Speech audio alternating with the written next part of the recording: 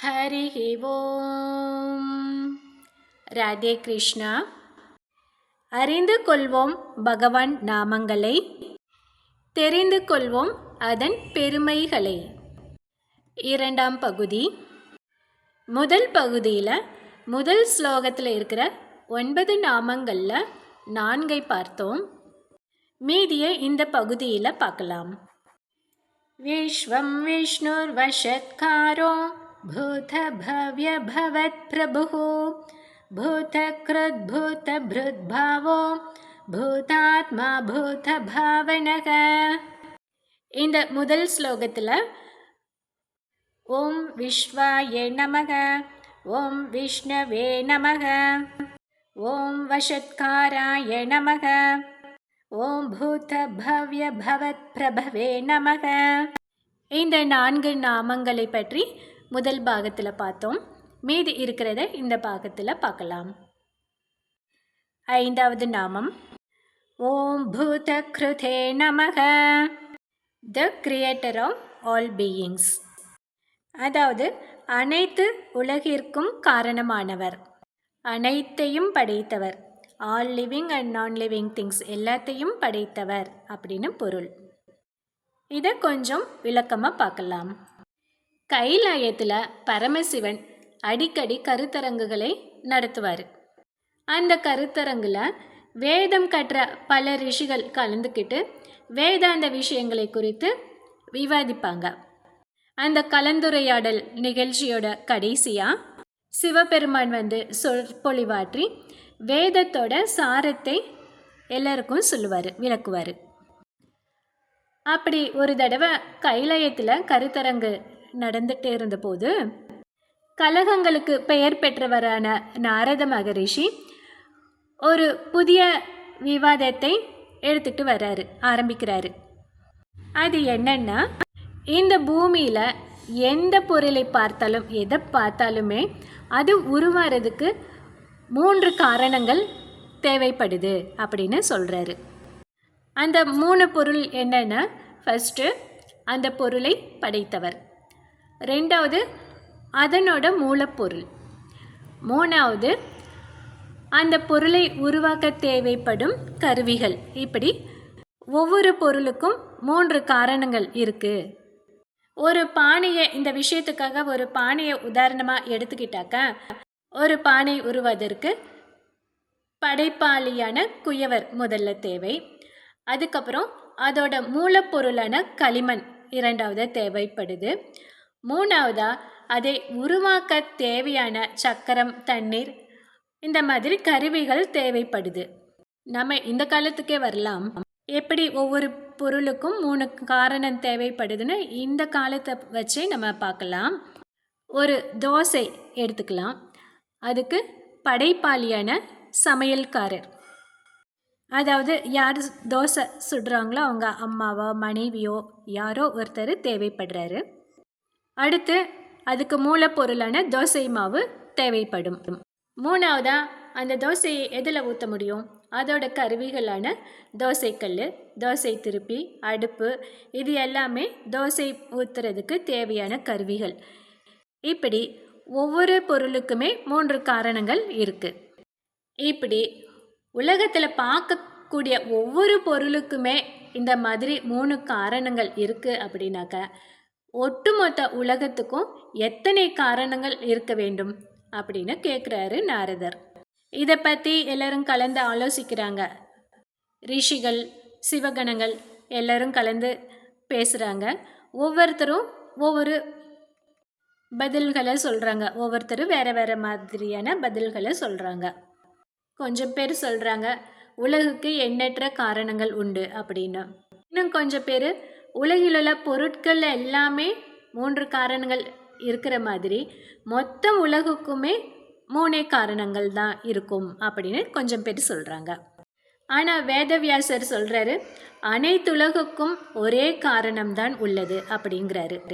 வியாசர் என்ன இப்படி சொல்கிறாரு அப்படின்னு யாருக்கும் புரியல. ஏன்னாக்கா சாதாரணமாக ஒரு தோசை ஊற்றுறதுக்கே 3 காரணங்கள் தேவைப்படுது. அப்படிங்கிறப்ப வியாசர் இப்படி சொல்கிறாரே அப்படின்னு யாருக்குமே புரியல. சிவகணங்கள்லாம் கேட்குறாங்க, உலகில் உள்ள சாதாரண பொருட்களுக்கே 3 காரணம் இருக்குது அப்படிங்கிறப்ப ஒட்டுமொத்த உலகத்துக்கும் எப்படி ஒரே ஒரு காரணம் இருக்க முடியும்?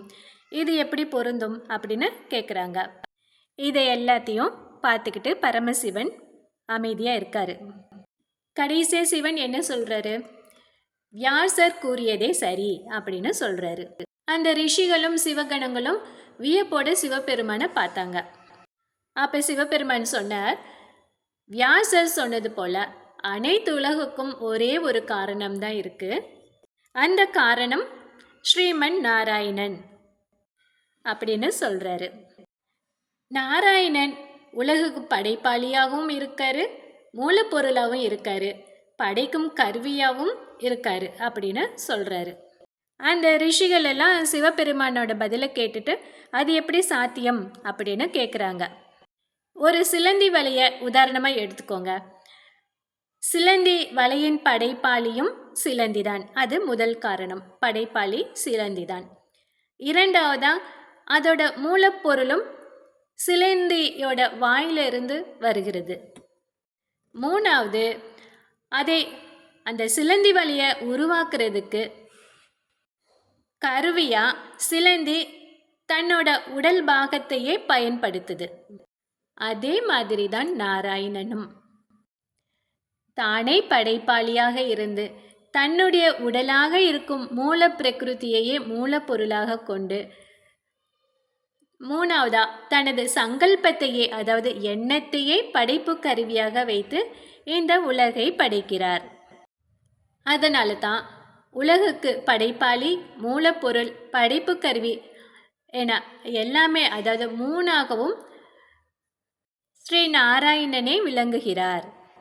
படைக்கிறதோட மட்டும் இல்லாமல் அந்த படைப்பு பொருளுக்குள்ள தானே ஊடுருவி போய் அதை தாங்கி அதை இயக்கி அதை காக்கவும் செய்கிறார்.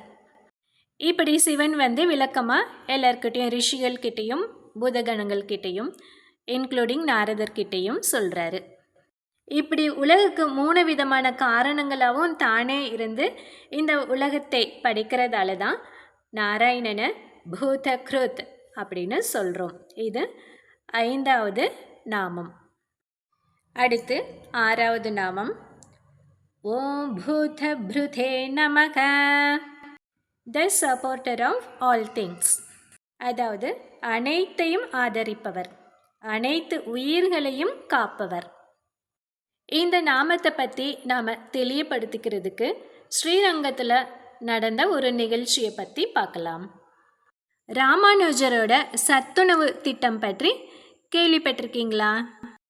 ஸ்ரீரங்கத்தில் ஒரு ஏழை வைணவர் இருந்தார். அவருக்கு பல குழந்தைகள், 1 2 இல்லை, பல குழந்தைகள். ஸ்ரீ ரங்கநாதன் கோயிலில் பிரசாதம் கொடுக்குறப்பெல்லாம் ஒவ்வொரு தடவையும் அதை வாங்கிக்கிறதுக்காக முதல் ஆளாக வந்துடுவார். அவர் ஒருவருக்கு மட்டும் இல்லாமல் தன்னோட குடும்பத்தில் இருக்கிற அத்தனை பேருக்கும் பிரசாதம் வேணும் அப்படின்னு கேட்பார். அரங்கனுக்கு டெய்லி தொண்டு செய்கிற அந்த அடியாரெல்லாம் அரங்கனோட பிரசாதத்தில் ஒரு துளியாவது நமக்கு கிடைக்கணும், ஒரு துளி பிரசாதம் கிடைச்சாவே பகவானோட பேரருள் நமக்கு கிடைக்கும் அப்படின்னு எண்ணி வாங்கிட்டு போவாங்க. ஆனால் இவர் எந்த தொண்டுமே செய்யாமல் பிரசாதம் மட்டும், அதுவும் நிறைய வேண்டும் அப்படின்னு கேட்குறத அங்கே கோயிலில் வேலை செய்கிற பணியாளர்கள்லாம் விரும்பலை. அங்கே இருக்கிற அர்ச்சகர்கள் எல்லாரும் பலமாக சத்தம் போட்டு இவரை விரட்டுறத தினமும் அங்கே நடக்கிற ஒரு விஷயமாகவே இருந்துச்சு. அதனால் டெய்லியுமே கோயிலில் ஒரே கூச்சல் குழப்பமும் இருந்துக்கிட்டே இருந்துச்சு. ஒரு நாள் அந்த வைணவர் என்ன செஞ்சார்? பிரசாதம் வாங்கிக்கிறதுக்காக தன்னோட 16 குழந்தைகளையும் வரிசையில் நிற்க வச்சிட்டாரு. அந்த குழந்தைகள் எல்லாம் பாவம் ரொம்ப மெலிஞ்சு போய் அப்படியே எல்லாம் கண்ணமெல்லாம் ஒட்டி போய் ரொம்ப மெலிஞ்சு போய் இருந்தாங்க. இப்படி எல்லா குழந்தைகளையும் கொண்டு நிற்க வச்சுட்டாரு இந்த வைணவர் அப்படின்னு அந்த வைணவரை விரட்டிக்கிட்டு இருந்தாங்க அங்கே பணி செய்கிறவங்க. அந்த சமயம் பார்த்து கரெக்டாக ஸ்ரீ ராமானுஜர் அங்கே வந்தார். இந்த காட்சியையும் பார்த்தாரு. பார்த்துட்டு அவர் வைணவர்கிட்ட சொல்கிறாரு, நீங்கள் கோயிலில் ஏதாவது ஒரு தொண்டு செஞ்சுட்டு பிரசாதம் வாங்கிக்கிட்டு போனாக்க யாருமே உங்களை கேள்வி கேட்க மாட்டாங்க. ஆனால் நீங்கள் பிரசாதம் வேணும் அப்படிங்கிறதுக்காகவே டெய்லியும் ராத்திரி பகலாக வந்து நிற்கிறதால தான் இந்த மாதிரி கூச்சல் குழப்பமெல்லாம் ஏற்படுது அப்படின்னு சொல்கிறாரு. அதுக்கு அந்த வைணவர் சொல்கிறாரு, நான் வேதமும் படிக்கல, திவ்ய பிரபந்தங்களும் எனக்கு தெரியாது, அதனால பாராயண கோஷ்டியில் என்னால் சேர முடியாது. விஷ்ணு சகஸ்ர நாமத்தில் கூட 1-2 வரி தான் எனக்கு தெரியும். இப்படி இருக்கிறப்ப நான் வந்து மொத்த குடும்பத்துக்கும் உணவளிக்க நான் என்ன செய்ய முடியும்? வேற வழி என்ன இருக்கு அப்படின்னு ராமானுஜர்கிட்ட கேட்குறாரு. உங்களுக்கு தான் விஷ்ணு சகஸ்ரநாமம் 1-2 தெரியும் அப்படின்னு சொல்கிறீங்க இல்லையா, அதை சொல்லுங்க கேட்குறேன் அப்படின்னு ராமானுஜர் சொல்கிறாரு. அந்த வைணவரும் ரொம்ப அப்படியே தழுத்த குரல் கம்மி போய் சொல்கிறாரு, விஸ்வம் விஷ்ணுர் வஷட்காரோ அப்படின்னு சொல்ல தொடங்கி பூதபிருத் அப்படிங்கிற 6வது திருநாமத்தை தாண்டி அவருக்கு சொல்ல தெரியல. திரும்பவும் விஸ்வம் விஷ்ணு வஷட்காரோ அப்படின்னு பூதபிருத் வரைக்கும் சொல்கிறாரு. அதுக்கு மேலே சொல்ல தெரியல. அப்படியே நிறுத்திட்டு என்னை மன்னிச்சுக்கோங்க அப்படின்னு சொல்லி ராமானுஜரோட காலில் விழுந்து வணங்குறாரு. அந்த ஏழை வைணவரை பார்த்து கருணை கொண்ட ராமானுஜர் சொல்கிறாரு, பூதபிருத் அப்படிங்கிற அந்த 6வது நாமத்தை தெரிஞ்சு வச்சுருக்கீங்க இல்லையா, அது போதுமே.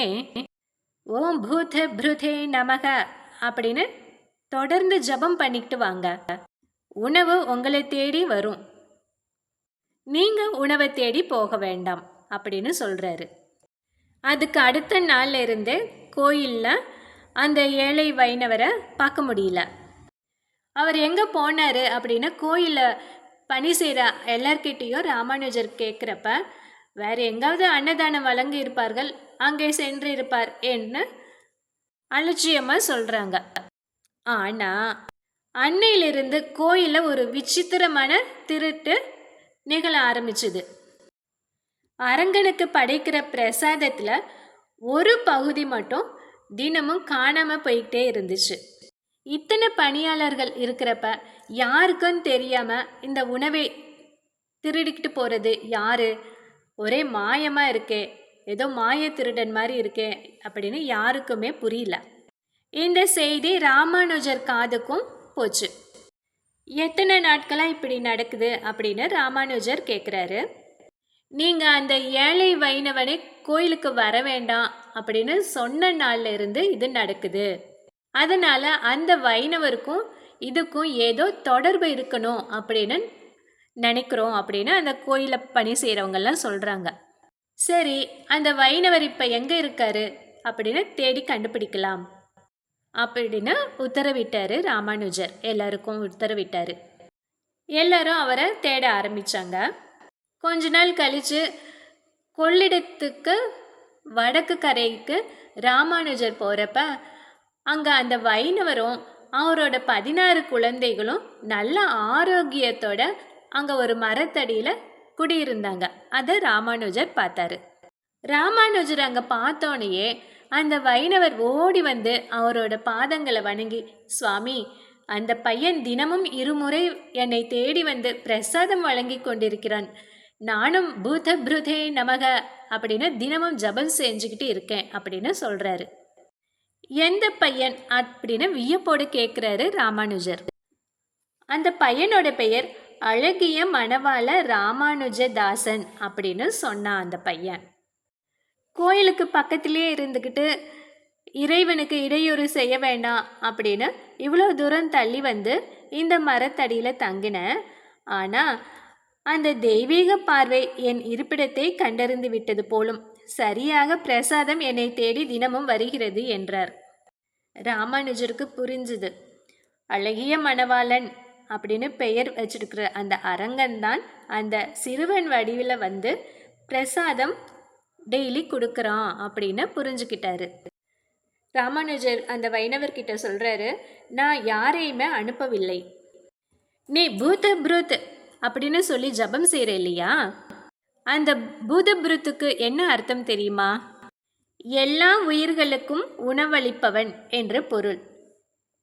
பூத புருதே என ஜபம் செய்த உமக்கு பூதப்ருத்தான அரங்கன் தானே வந்து சத்துள்ள உணவை அளித்து மெலிந்திருந்த உங்களை இன்று நல்ல ஆரோக்கியத்துடன் வாழ வைத்திருக்கிறான் அப்படின்னு அந்த ஏழை கிட்ட சொல்லிட்டு அரங்கனோட லீலையை நினைச்சு ஆனந்த கண்ணீர் வடிச்சாரு ராமானுஜர்.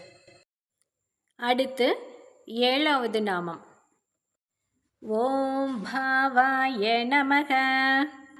இதுக்கு பொருள் எல்லா மகிமையுடனும் இருப்பவர், எப்போதும் இருப்பவர், வேறு எதையும் சாராமல் இருப்பவர், அனைத்து உலகத்தையும் தன்னகத்தே கொண்டிருப்பவர் என்று பொருள். அனைத்துலகத்தையும் தன்னகத்தே கொண்டிருக்கிறார் அப்படிங்கிறத விளக்குற மாதிரி ஒரு சின்ன கதை பார்க்கலாம். பாண்டவர்களோட தூதரா துரியோதனன் சபைக்கு வந்த ஸ்ரீ கிருஷ்ண பரமாத்மா தொடர்ந்து பாண்டவர்களை புகழ்ந்து பேசுவதை துரியோதனால சகிச்சுக்கிட்டு இருக்க முடியல. இப்படி பேசுகிற கண்ணனை சிறைப்பிடிச்சு அவனுக்கு நல்ல பாடம் புகட்ட வேணும் அப்படின்னு துரியோதன் நினைத்தார். அதனால் இன்னையோட பேச்சுவார்த்தையை இத்தோட முடிச்சுக்கலாம், மேற்கொண்டு நாளைக்கு பேசிக்கலாம் அப்படின்னு சொல்லிட்டு சபையிலிருந்து எழுந்து போயிட்டாரு.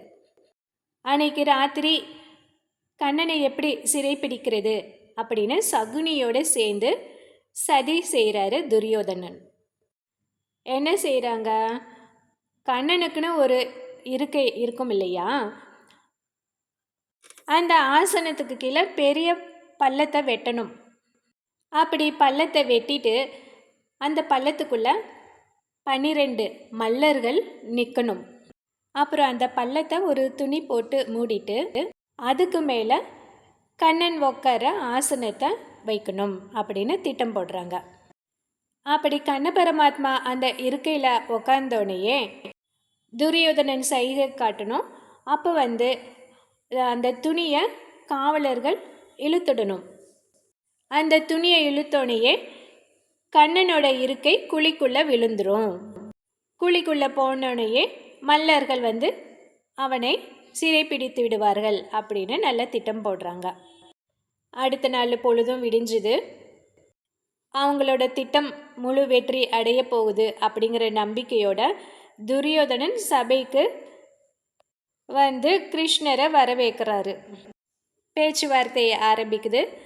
முதல் நாள் எங்கேருந்து விட்டாங்களோ அதிலிருந்து தொடருது. கண்ணபிரான் சொல்கிறாரு, துரியோதனா, பாண்டவர்களுக்கு சேர வேண்டிய ராஜ்யத்தை வழங்கிவிடு, இல்லாவிட்டால் பாரத போர் தான் மூலம். அந்த யுத்தத்தில் நீயும் உனது 99 சகோதரர்களும் அழிவை தான் சந்திப்பீர்கள் அப்படின்னு எச்சரிக்கையாக சொல்கிறாரு. அதை கேட்டுட்டு துரியோதனன் பயங்கரமாக சிரிக்கிறாரு. ஏ கிருஷ்ணா, என்ன சொன்னாய்?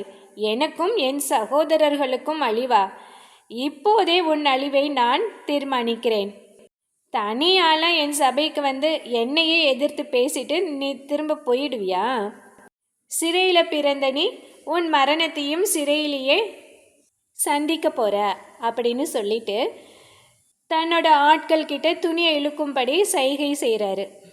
கண்ணனை ஆசனத்தோட குழிக்குள்ள தள்ளுற எண்ணத்தில் அவங்களும் துணியை இழுத்தாங்க.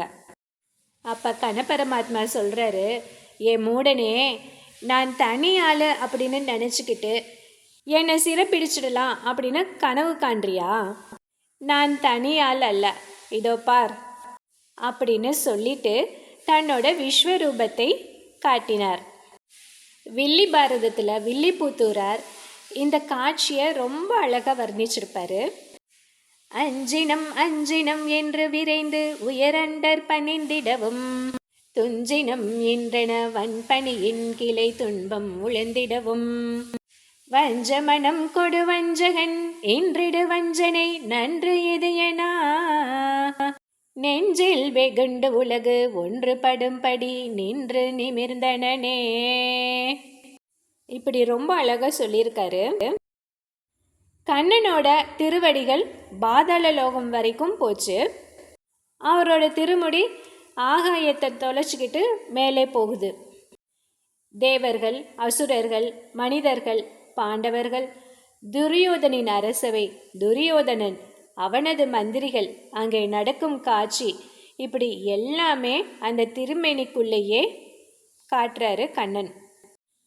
அதை பார்த்துட்டு அங்கிருந்தவங்க எல்லாம் பயந்து நடுங்கிட்டாங்க.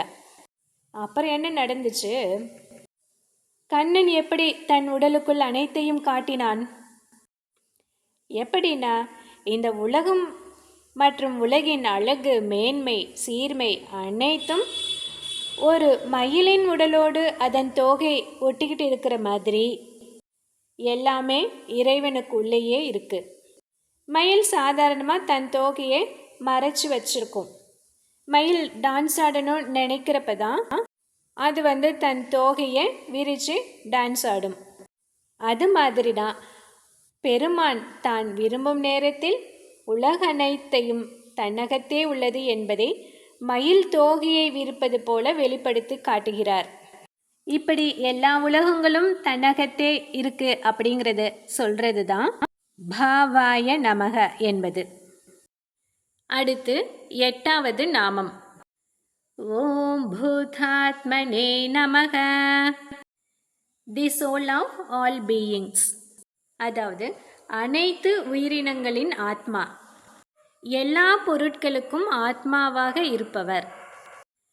இதுக்கு மிதிலையில் நடந்த ஒரு சம்பவத்தை பற்றி பார்க்கலாம். மிதிலையை ஆட்சி செய்துட்டு வந்த ஜனக மன்னர் ஒரு சமயம் ஒரு பெரிய வேள்வி செய்தார். அதில் நிறைய அந்தணர்கள் கலந்துக்கிட்டாங்க.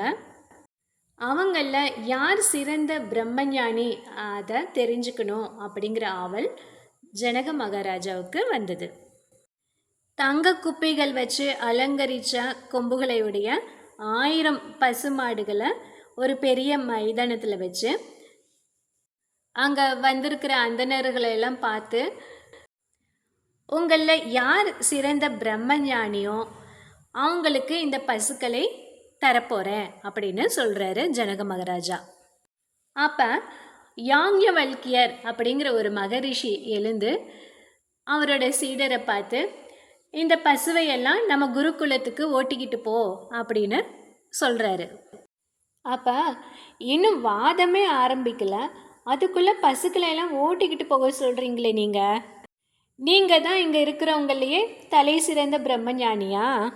பிரம்மத்தை பற்றி உங்களுக்கு என்ன தெரியும் அப்படின்னு ஆச்சுவலர் அப்படிங்கிற ஒரு ரிஷி யாக்ஞவல்கியரை பார்த்து கேட்குறாரு.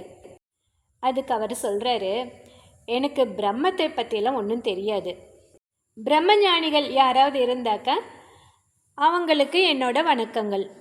ஆனால் எனக்கு இந்த பசுக்கள் தேவைப்படுது, அதனால் ஓட்டிக்கிட்டு போகிறேன், என்னை விட்டுடுங்க அப்படின்னு யாக்ஞவல்கியர் தமாஷா சிரிச்சுக்கிட்டே சொல்கிறாரு. ஆனால் உண்மையிலேயே நீங்கள் சிறந்த பிரம்மஞானி அப்படின்னு நிரூபிக்காத வர இந்த பசுக்களை ஓட்டிக்கிட்டு போக முடியாது அப்படின்னு அந்த ரிஷி ஆச்சுவலர் சொல்கிறாரு. சரி, நான் பிரம்ம ஞானின்னு எப்படி நிரூபிக்கிறது அப்படின்னு யாக்ஞவல்கியர் கேட்குறாரு. நான் கேட்குற கேள்விக்கெல்லாம் நீங்கள் சரியாக பதில் சொல்ல முடியுமா அப்படின்னு கேட்டோன்னே, சரி கேளுங்க அப்படின்னு யாக்ஞவல்கியர் சொல்கிறாரு. அங்கே இருந்த பல ரிஷிகள் ஆச்சுவலர் முதற்கொண்டு எல்லோரும் யாக்ஞவல்கியர்கிட்ட கேள்வி கேட்குறாங்க. எல்லாருக்குமே யாக்ஞவல்கியர் பதில் சொல்லி வின் பண்ணிட்டாரு. அப்போ உத்தாலகர் அப்படிங்கிற முனிவர் எழுந்திருச்சு, அனைவருக்குள்ளும் உயிராக இருந்து கொண்டு அனைவரையும் இயக்குபவனே உனக்கு தெரியுமா அப்படின்னு கேட்குறாரு. வின் பண்ணியாச்சு அப்படின்னு இருக்கிறப்ப இப்படி ஒரு கேள்வி வருது. சரி, அதுக்கு யாக்ஞவல்கியர் என்ன சொல்கிறாருன்னு பார்க்கலாம். பூமியை தனக்கு உடலாக கொண்டு அந்த பூமிக்கு உயிராக இருந்து அதை இயக்கும் திருமாலே எல்லோருக்குள்ளும் உயிராக இருப்பவர். உனக்குள்ளும் எனக்குள்ளும் இருப்பவரும் அவரேதான். அவரே நம் அனைவரையும் இயக்குபவர். அதே மாதிரி பஞ்சபூதங்கள், திசைகள், மனம் என பல பல பொருட்களை பட்டியலிட்டு அவைக்குள்ளும் உயிராக இருக்கும் திருமாலே உமக்குள்ளும் எனக்குள்ளும் உயிராக இருந்து நம்மையெல்லாம் இயக்குகிறான் அப்படின்னு சொன்னார் யாக்ஞவல்கியர். அவர் சொன்ன பதிலை கேட்டு ஜனக மன்னர் திருப்தி அடைஞ்சார். அந்த பசுமாடுகள் எல்லாத்தையுமே யாக்ஞவல்கியருக்கு பரிசாக கொடுத்தாரு. இதில் யாக்ஞவல்கியர் சொன்ன மாதிரி உலகத்தில் உள்ள அனைத்து பொருள்களையும் தனக்கு உடலாக கொண்டு அவைகளுக்கு உயிராக விளங்கும் எம்பெருமான் பூதாத்மா என்று அழைக்கப்படுகிறார். அடுத்து 9வது நாமம். ஓம் பூத பாவனாய நமக. இதுக்கு பொருள் தான் படைத்த அனைத்து உயிரினங்களையும் பாதுகாப்பவர். உயிர்களை மட்டுமல்ல, படைத்த எல்லாவற்றையும் காப்பாற்றுபவர். போன நாமத்தில் பார்த்தோம் இல்லையா, அனைத்து பொருட்களின் ஆத்மா அப்படின்னு.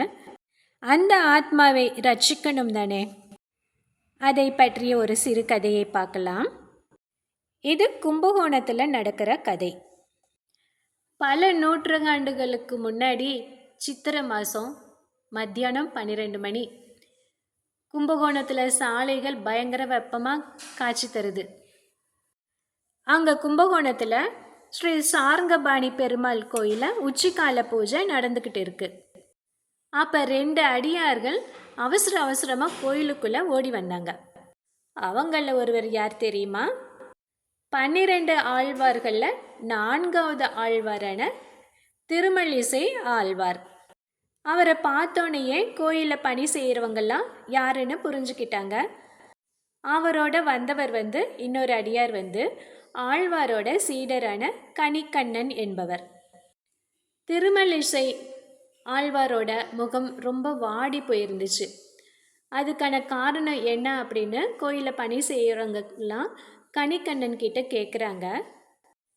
அதற்கு கணிக்கண்ணன், நம் சார்ங்கபாணி பெருமாளை தரிசிக்கணும் அப்படின்னு காஞ்சிபுரத்திலிருந்து நடைப்பயணமாக வந்தோம். 3 நாளாக வழியில் எதுவுமே சாப்பிடல. அந்த பசி மயக்கமும் களைப்பும் தான் ஆழ்வாரோட முகத்தில் காணப்படுது அப்படின்னு சொல்கிறாரு. திருமழிசை ஆழ்வார் பெருமாளோட சன்னதிக்கு வேகமாக போகிறாரு. ஆனால் அங்கே ஸ்க்ரீன் போட்டிருந்துச்சு. அர்ச்சகர் பகவானுக்கு பிரசாதம் நைவேத்தியம் பண்ணிக்கிட்டு இருக்காரு. சரி, இந்த உச்சிக்கால பூஜை முடிஞ்சோன்னே ஸ்க்ரீனை எடுத்தோன்னே பகவானை தரிசிக்கலாம் அப்படின்னு நினச்சிக்கிட்டு வெளியே காத்துக்கிட்டு இருக்காரு திருமழிசை ஆழ்வார். ஆனால் திடீர்னு இறைவன்கிட்ட இருந்து நிறுத்துங்கள் அப்படின்னு ஒரு சப்தம் கேட்டுச்சு. அந்த பிரசாதம் நெய்வேத்தியம் பண்ணிக்கிட்டு இருந்த அர்ச்சகர்கிட்ட பெருமான் பேசுகிறாரு. எனக்கு மிகவும் நெருங்கிய தோழனான திருமழிசை ஆழ்வார் என்னை பார்க்குறதுக்காக, தரிசனம் செய்கிறதுக்காக 3 நாளாக நடைப்பயணமாக வந்திருக்காரு. இப்போ அவர் வெளியே காத்துக்கிட்டு இருக்காரு. அவரை முதல்ல உள்ளே அழைச்சிக்கிட்டு வாங்க அப்படின்னு சொல்கிறாரு. உடனே திருமழிசை ஆழ்வாரை உள்ளே அழைச்சிக்கிட்டு வராங்க. 6ஆம் அமுதன் என அழைக்கப்படும் சார்ங்கபாணி பெருமாளை கண்குளிர தரிசிச்சாரு. அந்த பகவானுக்கு முன்னாடி கமகமன்னு மணக்கிற சர்க்கரை பொங்கலையும் பார்த்தாரு. பெருமாள் ஆழ்வாரை பார்த்து, பிரானே, இந்த சர்க்கரை பொங்கலை நீங்கள் முதலில் அமுது செய்யுங்கள். நீங்கள் உண்ட மிச்சத்தை நான் சாப்பிட போகிறேன் அப்படின்னு சொல்கிறாரு. அதை கேட்டு அதிர்ச்சியான திருமழிசை ஆழ்வார், எம்பெருமானே, தலைவன் உண்ட மிச்சத்தை தானே தொண்டன் உண்ண வேண்டும், இது தலைகீழாக உள்ளதே அப்படின்னு கேட்குறாரு. அதுக்கு எம்பெருமான் சொல்கிறாரு, நான் அனைத்து உயிர்களுக்குள்ளும் உயிராய் இருக்கிறேன். நீங்கள் அனைவரும் எனக்கு உடலாக இருக்கிறீர்கள். எனக்கு உடலாக இருக்கும் உங்களுக்கு உணவளிப்பது என் கடமை அல்லவா? எனவே நீங்கள் உங்கள் உடலுக்கு உணவாக இந்த சர்க்கரை பொங்கலையும் உங்கள் உயிருக்கு உணவாக என்னுடைய வடிவழகையும் எடுத்துக்கொள்ளுங்கள் அப்படின்னு சொல்கிறாரு. திருமழிசை ஆழ்வாரும் அவரோட கட்டளையை கேட்டு சர்க்கரை பொங்கல் உண்டார். அதுக்கு பிறகு அந்த மிச்சத்தை எம்பெருமான் உண்டார். பொதுவாக அடியார்களை ஆழ்வார் அப்படின்னும் இறைவனை பிரான் அப்படின்னு அழைக்கிறது தான் வழக்கம்.